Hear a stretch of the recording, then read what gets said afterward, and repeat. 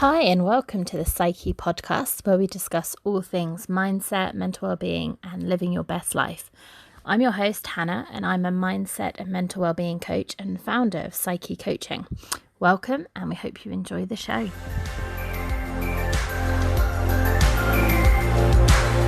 Hi, everyone. Welcome back to the Psykhe podcast with me, Hannah.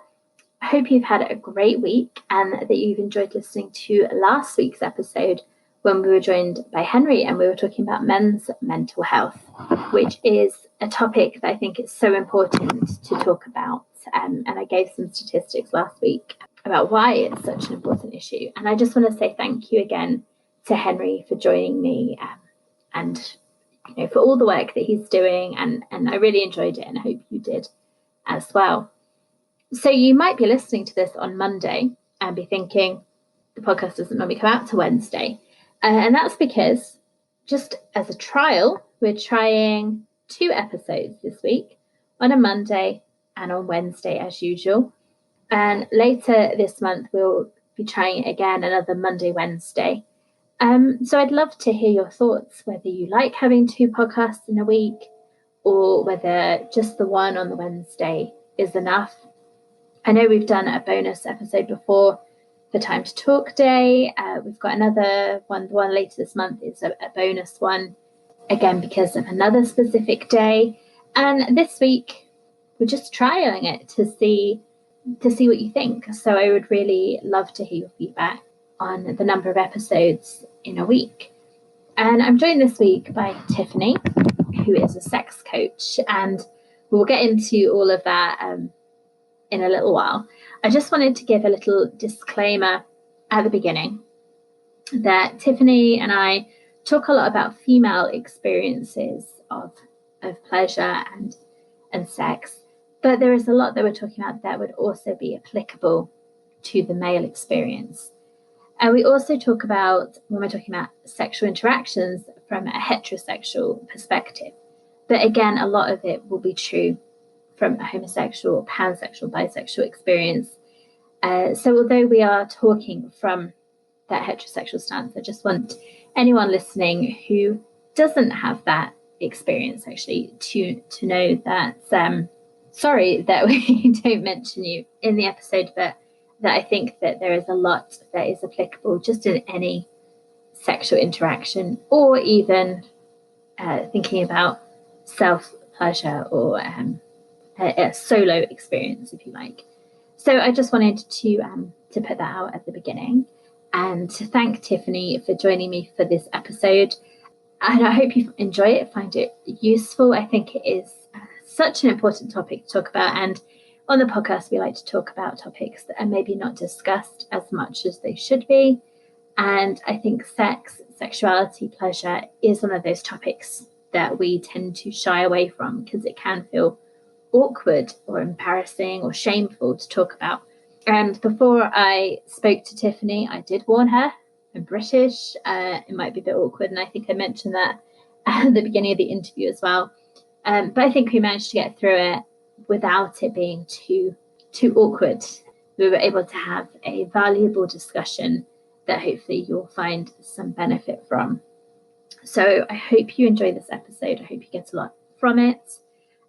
As always, we'd love to hear your thoughts over on our page on Facebook or Instagram or wherever you connect with us online. So I'm going to hand over to the episode now, but we'll be back on Wednesday again with our second episode of the week. So you'll be hearing from me again soon. So enjoy the episode. Have a great couple of days and speak to you soon.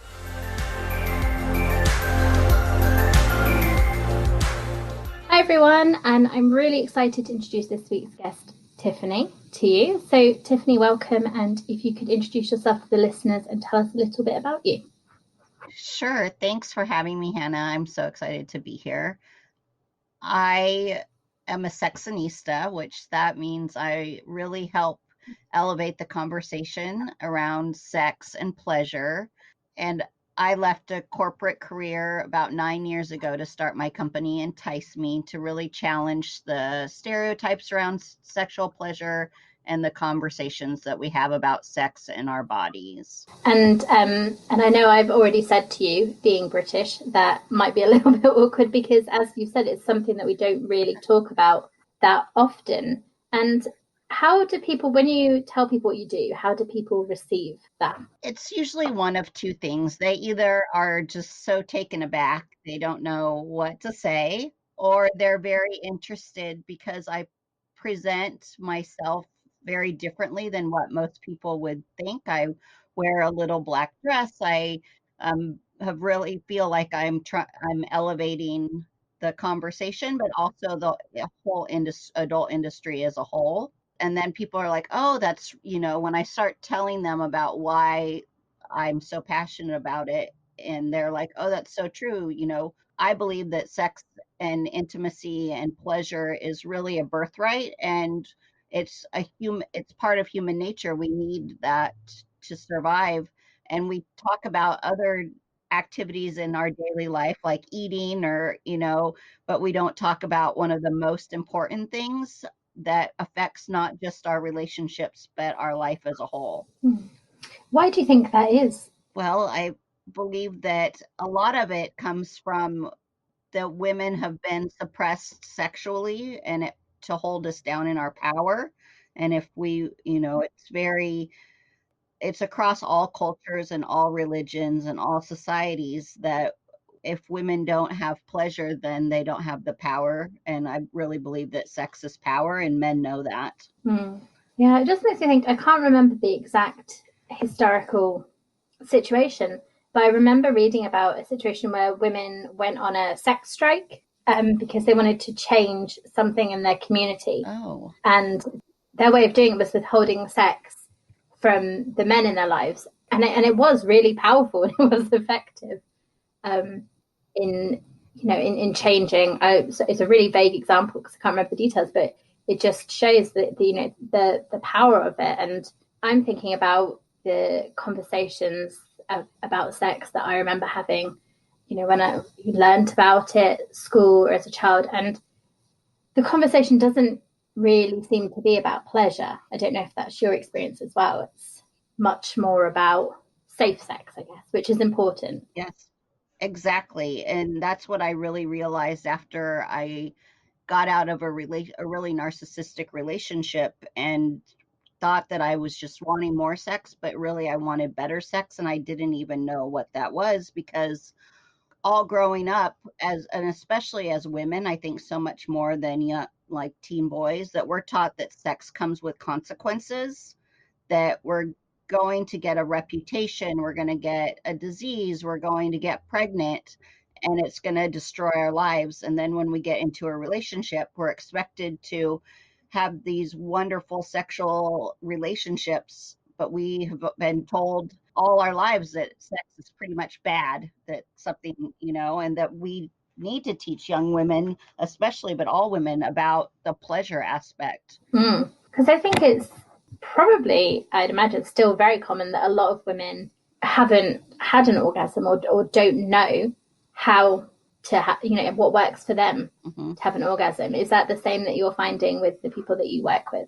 Yes, it so is. And so many women tell me that they don't know what pleasure is, that they're just too tired for sex, that sex becomes a chore.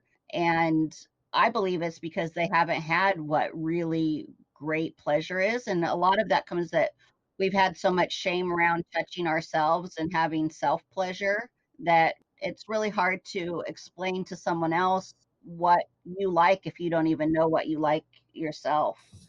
And I think the statistics are that 11% of women have never had an orgasm, but it's when you say orgasm with a partner, it jumps up that percentage.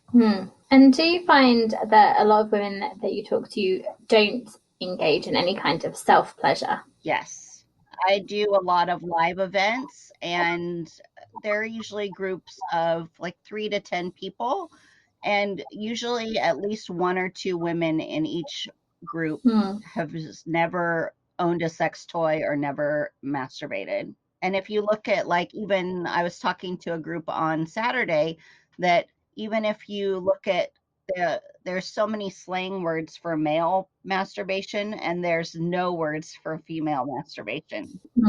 Yeah, because I think it's, I have male friends and brothers, and it's almost like a seen as a given, I guess, that boys are going to do it, but it's not really talked about, or I guess like thought about that girls would be doing the same, or that's what I remember when I was younger. That Right. Yeah. Do you have any thoughts about why that is? Is it that shame thing, or? Absolutely. Well, there's a lot of fallacy and kind of myths that religions have really propagated, that it says that the doctrine is preached that masturbation is bad, but it doesn't say that in the Bible anywhere. And I think that it's just, if you've been, a lot of people they just don't know. And I think that they don't want their daughters to be overly sexual. So they say, oh, that's not something that you do. Or if it comes down generationally also. If the mother's never done it, she's not going to know how to tell her daughter about it.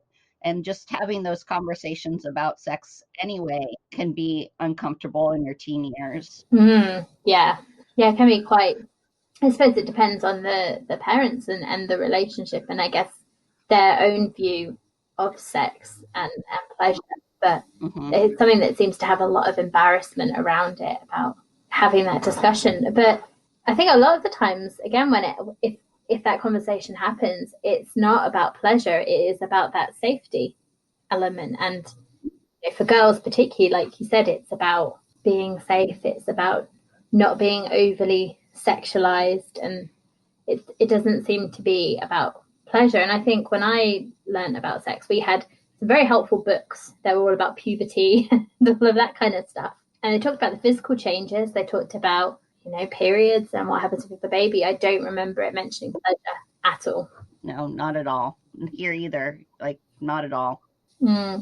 So we briefly mentioned about the women maybe, just don't really know what a great pleasurable experience is. So is there are there traits or things that would characterize a great sexual experience or pleasurable experience? I think it's different for every person, but when you have that experience, it just gives you such a emotional and physiological change in your body that you just feel like you're on a high. All the oxytocin and neurochemicals that are released into your body just keep you like so balanced and really help your mental well-being and your physical well-being. And until you've experienced that, I think once you have it, you're like, oh, this is what it's all about.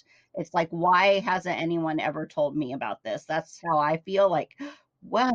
Why don't we scream this from rooftops and train about it and teach about it? And that's why I do what I do, because it's like something you can't really explain, but I think it's getting out of your head and really getting into your body and being able to experience, where so many times as we're trying to get through our day and we're tired, and if it's like, oh, this isn't going to happen, I'm not going to orgasm, so just let's get it over with, instead of saying, okay, maybe this isn't going to happen, but what can I enjoy right now that is happening? Because I think you can get very caught up in your head. Yes. About so many things, but I guess if you put too much pressure on trying to achieve that orgasm, that maybe you don't enjoy, all the rest of what's happening. The other thing that I was thinking as you were saying that about being in your head and not in your body, and I wonder if this is true of people you work with,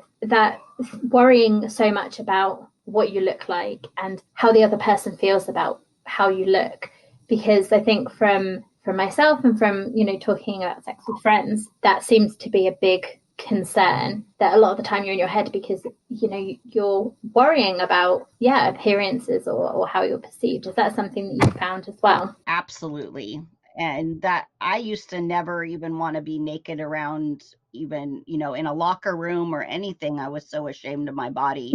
And once I did start getting to know my body intimately and pleasuring myself, that really changed and gave me the body confidence. And is I hear it every day from women that I work with is, oh, I don't want to be naked. I have a stretch mark, or I have my stomach's jiggly. And men really don't see that. They say, "Oh my God, I have a naked lady in bed that wants to be with me." And they literally like, here's boobs. That's all they see. And we're so critical of ourselves that we can't get out of our mind to be really experience that pleasure. Yeah, well, I was going to say because I guess one of the areas that women a lot of the time focus on is the stomach area. But if you think about the areas that traditionally are seen as more sexy from the male perspective, or the ones that are talked about the most, it's not stomach, is it? It's the boobs, it's the bum, it's whatever. And men get stretch marks as well. It's not just a female thing, is it? No, it's not.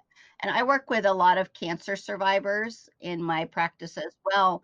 And teaching all of us that every scar that we have, every stretch mark, everything our bodies have been through, those tell us stories. It's kind of like a roadmap of where our body's been, and that they're all so unique, and that we need to embrace that and love that about ourselves instead of criticizing it. Because if, let's say, we have stretch marks from having a baby, well, think of all the women who want to have babies that can't and would love to have those marks, those physical traits that their body has changed. And, we don't go, "Oh, you have stretch," to guys. We don't go, "Oh, I'm looking at your stretch marks on your muscle," like it's completely different. And I think a lot of conversations that I have about all kinds of different topics, a lot comes back to our view of ourselves and, loving ourselves or not loving ourselves, which quite often seems to be the reality for a lot of women. And I guess that maybe is really key to, if you have a positive view of yourself, then maybe you're going to be more comfortable being intimate and, more in your body. And more present in the moment instead of, I mean, I know I used to be like that, and now my lovers say, "Oh, it's so nice that you're uninhibited," but it's taken me, 25 years to get to that point where it's like, yes, I'm here for the moment, and I'm here completely, just feeling the touch and having eye contact and not thinking about anything else. And just we're so busy, and as women we have circular brains that we're thinking about multiple things at a time. And so just to really, like, I am beautiful and I love myself, and this person is lucky to be with me, and really come from that point instead of criticizing ourselves is exactly right. Like, it all comes down to self-love. And do you have any tips for how to get there as someone who's got to, this place where you're in the moment? For anyone who's listening who is thinking, "Oh, I'm completely in my head," any tips to help them get to a more connected with their body place? Yes, it starts with taking time to even feel our bodies. And we wash ourselves, we shower, we put lotion on, but we don't actually take time to connect to ourselves. And I was just working with a lady this last week that I had her use a massage candle just to dip some warm massage oil and massage her hand. And I could tell she thought it was a waste of time, until she's kind of looking and rolling her eyes like, "What are you doing?" And then I started to guide her to tell me what her skin felt like, what the texture was, what sensations she could feel. And I could see just the smile come over her face, and even the texture and tone of her skin begin to change, as that she really said, "Oh, this is what my fingertips feel like on my skin." And just so, even if you're taking a shower or a bath, take a minute and just feel the water on your skin, instead of just worrying about having to get out of the shower so quickly. Just, and when you're putting your lotion on, take an extra minute and just feel what that feels like, because we're so touch depraved anymore with all of our devices and everything, that we need that. And it starts to bring oxytocin to the skin and into the body, and to activate those sensations, so that we can start to go, okay, just being more mindful of what we're doing. And that is a first step. And then you can always move into like a genital caress and things like that. But start with just learning about getting back to feeling in your body. And I guess connecting with your body. Yes. Because I suppose if you're completely out of touch with your body, and the idea of just, trying masturbation straight away felt like too much of a jump, that putting on lotion just really mindfully and just really paying attention, that doesn't feel as intimidating, I guess, as just jumping straight into masturbation may do for people. It's something you might do anyway, and it's just bringing awareness. Yeah, close your eyes and just touch your face, and it doesn't have to be sexual touch. Start with something easy that you can do. Just touch your hand while you're sitting watching television, or just go, oh, that's what I feel, the hair, and I feel those tendons, and it's non-sexual and it's easy to start with. And I suppose maybe like the person in your example, it might feel a bit weird to start with, a bit awkward, and why am I doing this? But just, I guess, having an open mind and seeing what happens.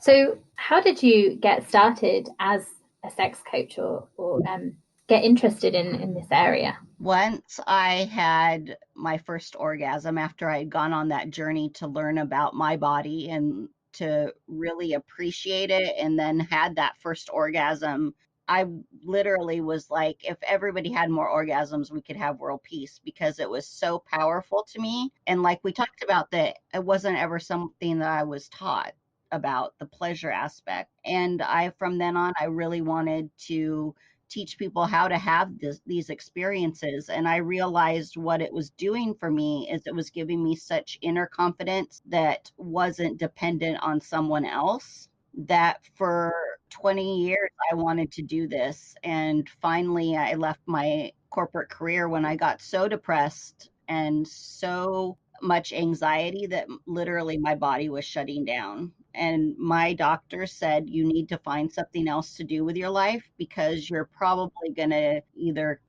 kill yourself or have a heart attack from the stress that I was under. And so I decided that I was finally going to just take the leap and do what I wanted, and teach women about pleasure. And because the confidence piece to me is so huge. And I really believe that the difference between how much we pleasure and experience pleasure is directly correlated to the money that we make and the abundance we draw into our lives. But what it's done for me, just being able to overcome really clinical depression, has been amazing, because it does, and it releases those endorphins and neurochemicals into our bodies that I really needed. And it makes me happier. And then people are drawn to that attitude, and our skin actually changes tone and texture when we have an orgasm, with the release of collagen into our system. And so you just look vibrant, and it raises the vibration. And it's changed my life. And so that's why I wanted to do it, is because I want women to be able to have their own power and love themselves. Amazing. I'm just interested about, you mentioned about having clinical depression, and it being a way that you were able to move through that and get to where you are now. And depression is something that I have experience of as well. And I wondered if you ever found it difficult, if you were depressed and having that feeling of maybe not really wanting to maybe be intimate, or that it maybe felt like too much, do you know what I mean? Too much effort to do it if you're depressed. It's very difficult to motivate. And how you maybe managed to balance those two things, dealing with the depression and then doing something that was helpful. Because I'm just thinking that when I'm depressed, it's like could be like the furthest thing from my mind. Yeah, it's those days that you just want to pull the covers over your head and not get out of bed at all. And then I try to reframe it as like, okay, I have this vibrator that I can literally use, and it will take me 3 minutes and it will make me happier. And it doesn't mean that the depression goes away. And in that moment, it does make me feel better. And I think because I know I can pleasure myself, I'm not under the pressure that I need to go find someone to, or be intimate with someone else, when I don't want to be around any people at all. And and it's sometimes not even having, again, that sexual touch. It's just sometimes just laying in bed and just rubbing my arms or my legs or my stomach and having that as a start when I don't have the energy to do anything else. And I also have fibromyalgia, and I've had it since my early 20s, and it really helps when I have an orgasm and have like a really kind of off the hook sex life with, and that's with myself usually, not with necessarily anyone else, is that the pain is so much more subsided. Mm. And I suppose that's, if we're talking about the chemicals released in the brain, like the oxytocin and the endorphins, then yeah, that they have a massive impact on lots of things. I'm just thinking I've got a couple of friends with fibromyalgia, so I think after this I'll just let them know. Have you tried orgasms as a way to help with the pain? Yeah. It really, like when testosterone is released, it's one of the chemicals released also, and that really does it. It's proven to block pain receptors in our body. So, and I have a client there actually in England also that she has severe chronic fibromyalgia, and her sex life is crazy now. And we just were talking last week, and she said it is something that I have to do because it Yeah. helps my And I pain so suppose much. if you can get to the point, like we said, of being in a place where you are connected to your body, you are feeling love towards yourself and positive about yourself, then it's maybe going to be easier to engage in self pleasure or sex with someone else. But it's maybe getting started to that point. It might seem like, and this could just be me being British, like it's about getting started, isn't it? And that I guess that things will become more comfortable or easier in a way the more you engage in it, the more you try it.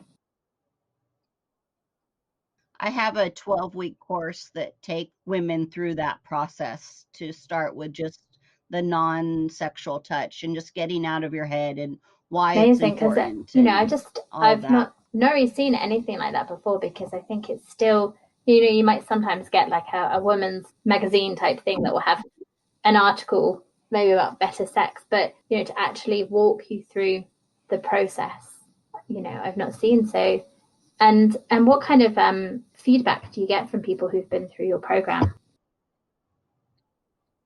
I get the feedback that it's something that they've never learned, and that a lot of the magazines or even other programs that they've gone to really focus just on like clitoral stimulation, but not the whole mental piece and the self love and the communication and changing your mindset around that. And so it's very well received. It's, everything that I've learned in the last 20 plus years I've put into this course because it changed my life. So hopefully it can change other Amazing. people's And lives as you've well. said think about doing events as well. So do you run events that people can come along to as well?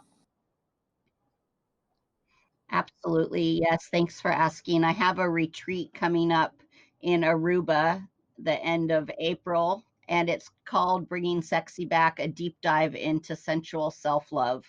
And we, it's going to be amazing. I have a private villa that I've rented, and we're going to do a lot of meditation and activities to really get into your body, and then it's going to culminate with an underwater boudoir photo shoot where you get to get in the water and then feel, Sounds and amazing. it's going to be I love amazing. the name of it as well. Sexy back. So I have a couple of questions that I asked. So my first one, and I have some ideas on what you might say to this, but we'll see, is what always boosts your mood? What brings you joy? An orgasm always boosts my mood. When I start to get that angsty feeling or irritation, I'm like, oh, I need to have an orgasm. Um, Do you know what? You're the first person who said the answer to that question. I mean, maybe when I ask other people, maybe that's what they think as well, but they just don't feel comfortable saying it. No, probably because this is how people would react if it was a conversation that's not about this topic, and you just kind of threw in like, oh, an orgasm. I guess that's how people would react. Oh, that's nice. that's nice. Let's move on.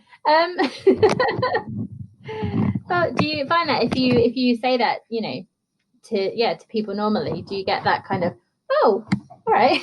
Yes. And then they go, oh, that's so right. Like that really does bring joy to my life. I've never thought of it that way. Or you think of all the other things that society tells you should bring you joy, like buying flowers for yourself, getting massage, having self-care. Well, what is self-care to you? And what, for me, that's orgasms. Yeah, I mean, I will let you know if I ask that question and someone else says orgasms. Just Oh, please do. I will. That hasn't happened yet, but we'll see.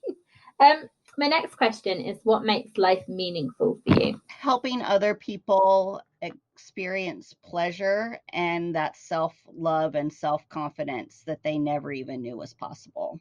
And especially loving our bodies. That is so important. And I really believe that that's where our confidence stems from.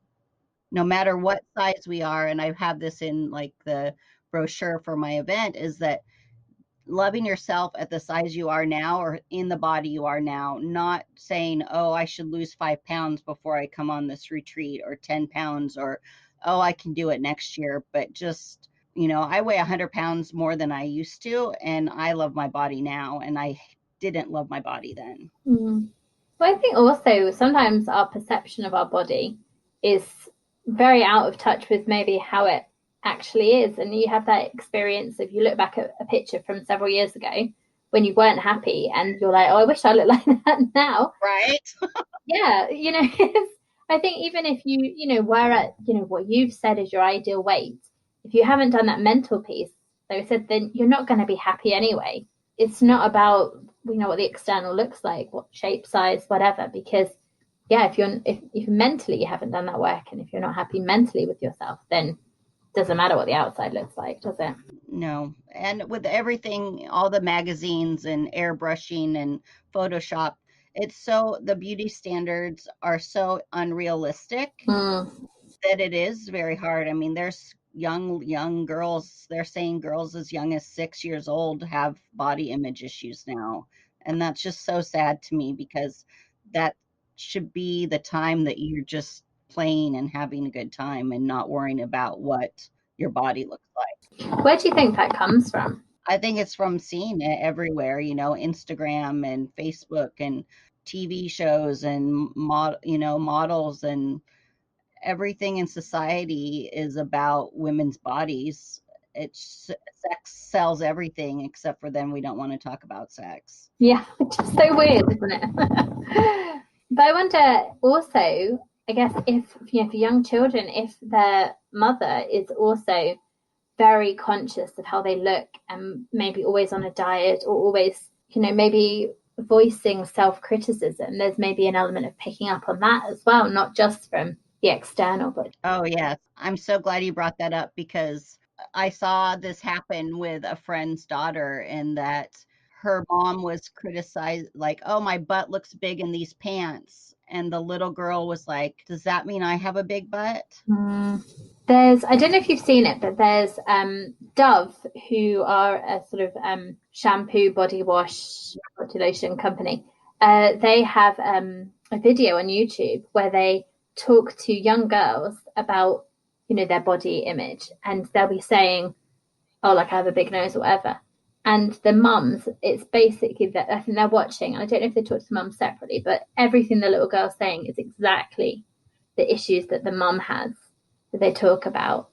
And they're seeing their, 5, 6 year old daughter say, oh, I've got, a big nose, or I've got, I don't like this about myself. And it just really, really reinforces that, yeah, they just pick up on, if there's something wrong with your arms, what's wrong with my arms? Oh, I'll have to check that out. That gives me chills. Like, it's so sad. Yeah. And it just really reinforces the, if you are a parent to a young child, to be wary of, what you're saying, because I think even if you think they're not taking stuff in, right, they are. Yeah, they're little sponges just absorbing everything. And so we've touched a little bit on the orgasms for you are something that really helped you with your pain, but also through your depression. And we talk a lot about mental wellness on the podcast. So my question is, what does mental wellness mean to you? And how do you look after your own mental well-being? Mental wellness to me really means taking time for myself. And what I've really realized recently is that it's okay to take a nap or to do nothing and to say no. And for me, that right now has been huge, because before I would have said, oh no, I need to do this, I need to get up earlier, and really giving myself permission that it's okay if I need to honor my body to slow down, and really taking that time for me, whether it's going for a walk or just sitting on my couch and doing nothing, reading a book or laying down for a nap, that it has to be my own self-care first, or I can't be there for everybody else in my life. Absolutely. And that can be so hard to do, can't it? Just to say, I need to have a nap or I need to do this. I don't know if you have the same. You feel a lot of guilt sometimes. Yes.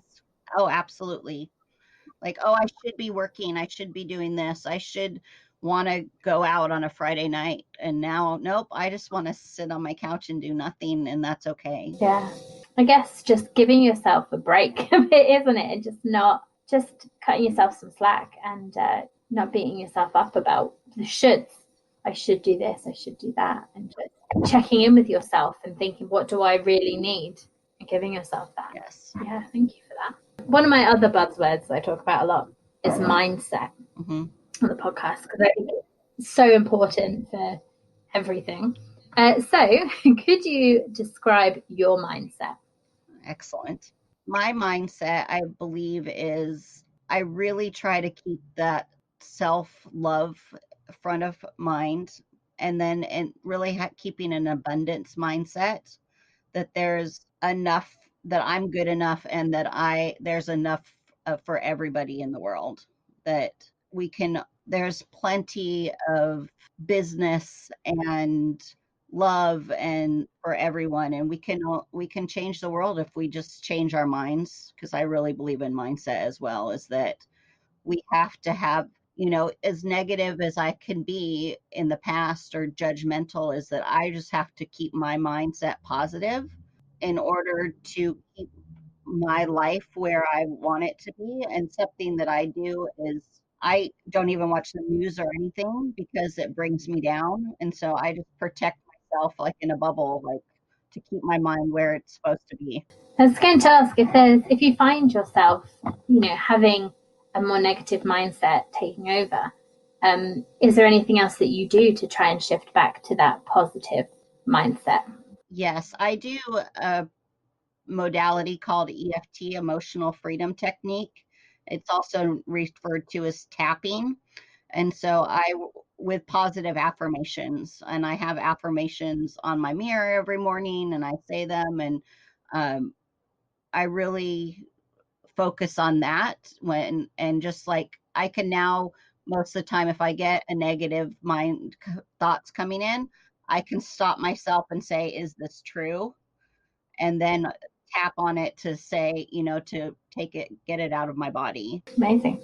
Just checking, because I think that is something that in the UK is now something that the health service recognises as a technique that's beneficial. Yes. So tapping your way to success using emotional freedom techniques to reduce anxiety, improve communication skills. So it's something that I've heard of, and I've seen a little of, but not really tried. But it's something that people maybe haven't heard of, but that it works. It's not just a kind of, I don't know, slightly.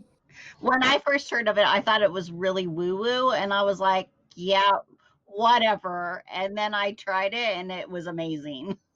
Yeah, and I think, the fact that the NHS is like, yep, we've got information about it, it's the thing we do.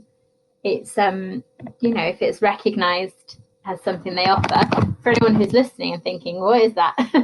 It is beneficial, and it's something I've not tried it, really myself, but I definitely will, look into trying it, because I think, is it something that you can do quite quickly if you kind of catch yourself being negative? You can just So it's tapping on the acupressure meridians on your face and like neck, And so it's something that you can just like slip into a bathroom stall and do if you don't, or I do it in my car a lot, just step away and nobody knows. You can even do it just on your hand. They teach children how to do it on their hand so they can do it kind of anywhere and no one really knows what's happening. It's something that your body remembers those affirmations that you've told in the past. And then when you just tap, you don't even have to necessarily say anything. It will just remember. I think it's interesting that we're talking about connecting with your body more and being more present in the kind of physical. And this is a technique that has that physical element and that physical cue to it. Yes. And that to kind of escape from that circling in your mind, you're doing something that's connecting you to your body. That's a really good point. Yeah. One of the things I do on the podcast is I ask our guests to leave people with between 1 and 3 strategies that they can put in place in their life that are going to have a massive impact. So do you have your kind of top 1 to 3 tips for people if they're listening to this and maybe they want to try and have more pleasure in their life, or just generally tips that you'd give people? One of my favorite tips is to wear beautiful lingerie under your clothes just for you. My mom used to tease me that my underwear had to match my outfit. But when you wear a bra that's pretty compared to like just your beige one that, is a little too old, or you just carry yourself different. And French women really know that it's not lingerie for anyone else. It's lingerie for us. And you lift your shoulders back and just carry yourself a little bit different. Like we talked about, just taking that extra minute to feel your body when you're putting your lotion on, and then focus on the positive. If you start to get a negative thought in your head, just ask yourself, is this true? Is that something that I have control of? And what can I do to change it? And don't tell yourself something that you wouldn't tell someone else. A lot of times we'll say things to ourselves about our bodies that we would never allow a stranger to tell us. We would never tell our best friend. Yeah, that's something I say a fair amount on here is, about being a friend to yourself. And if you wouldn't say it to a friend, why are you saying it to yourself? And it's I try and do it as a little check. Like, if I said this to a friend, would they still be my friend? And if the answer is no, then I shouldn't say it to myself either. Right. Yeah, I'm still thinking about the underwear. I'm just thinking I'm wearing quite a nice bra today, but I really like comfy, we'd call them pants, but underwear. So I think I'm like half thinking about the underwear, but I definitely go for comfort on the bottom. Well, I like comfort too. Like I like boy shorts. Oh, I love boy shorts. But lacy ones, right? Like they're still cute, So it's what makes you feel that sexiness, I have a lot of I'm a bit of a geek, so I've got a lot of like Wonder Woman pants. Like perfect. I don't know that whether sexy is necessarily the feel, but they're definitely, reflect my personality and something that's fun to wear. And powerful. Yes, powerful. I do have Batman ones as well. Excellent. Yeah, but I suppose they're fun. They're still not just the boring kind of beige ones. Yeah, and comfy. You can't go wrong with. I love boy shorts. I do also have some boxer shorts actually because they are also very comfy. Maybe sexy. I don't know. So, if they make you, it's about making you feel sexy and if you're comfortable and it's your unique personality. It doesn't have to be what someone else thinks is sexy. It's what makes you feel good. So they don't have to be the little lacy things. No, it's what makes you feel good, not what everybody else thinks or society thinks. It's what makes you feel good, that you can go walk down the street and say, I have Batman underwear on. Yeah, Batman pants.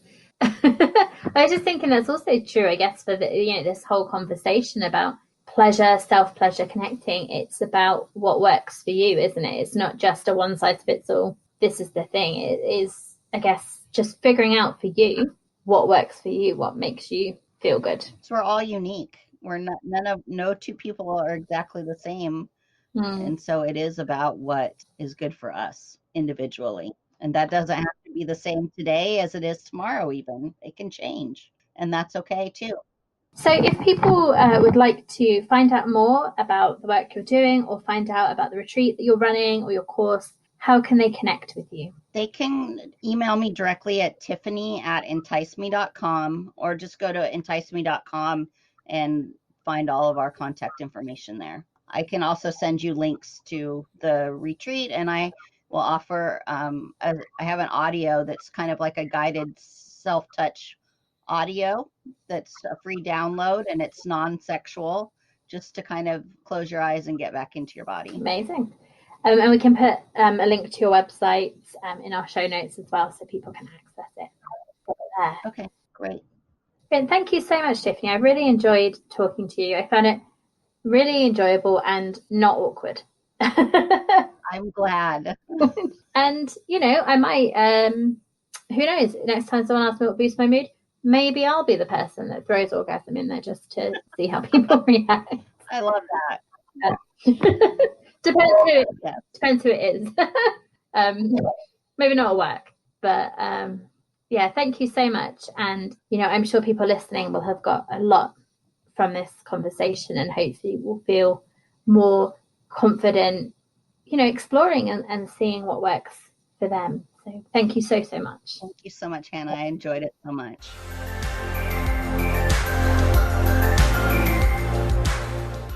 So thank you again to Tiffany for joining us for this episode, which I hope you found really useful and informative and inspiring. And I just want to finish with the reminder I mentioned last week that if you are local in the southwest of England, on the 3rd of May, I'm running my first ever live event, which is a wellbeing workshop day, and it is all focused on reconnecting with yourself physically and mentally, and about improving that relationship with yourself. So if you're feeling you've lost touch with who you are, you've lost your sense of self, you're feeling stuck in life, or you just have a negative view of yourself and you want to move to somewhere more positive in your relationship with yourself, then this is the day for you. And if you visit our website, www.psykhe.co.uk, Psykhe, Psykhe, like the Greek goddess, then you can find out details there and get the link to buy tickets. So I'd love to see some of you there for that. Also, this is something I don't think I've advertised before on the podcast, but I mentioned it at the beginning, but I am a mindset, mental wellbeing coach. It's a type of life coaching. That's just how I'm branding myself, if you like, because that's my focus. That's the things that I'm passionate about and that I think are really important. And that's why we talk about it a lot on the podcast. But if you listening to the podcast, listening to the things that we talk about, and if you would like to work on a one-to-one basis to just help you to, again, improve your relationship with yourself or gain some clarity in your life, or, help you to figure out where you're going or your purpose or who you are, or anything really, then I am taking on clients to work with on a one-to-one basis.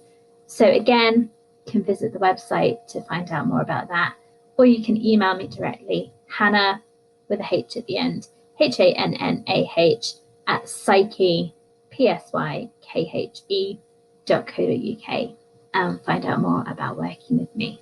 So this is just my little advert at the end. I might come up with something more formal in future, but we'll see. So if you're interested in coming along to the Wellbeing Workshop event or working with me directly for coaching, then visit the website or email me to find out more. Have a great couple of days and speak to you again on Wednesday.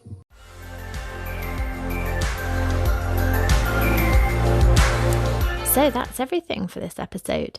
We hope you've enjoyed everything that's been talked about today, and we would love to carry on this discussion. So please feel free to tweet us your views, your thoughts, any questions you have for future episodes. And we're on all social media platforms, so feel free to follow us wherever you go for your social media fix. And we will be back next week with more interesting topics and discussions. If you've enjoyed this podcast, please do share it with your family and friends or anyone that you think would benefit from it. And please rate and review wherever you've downloaded it from so it can reach more people. We hope you have an awesome week, and we're looking forward to chatting to you again next week. Bye.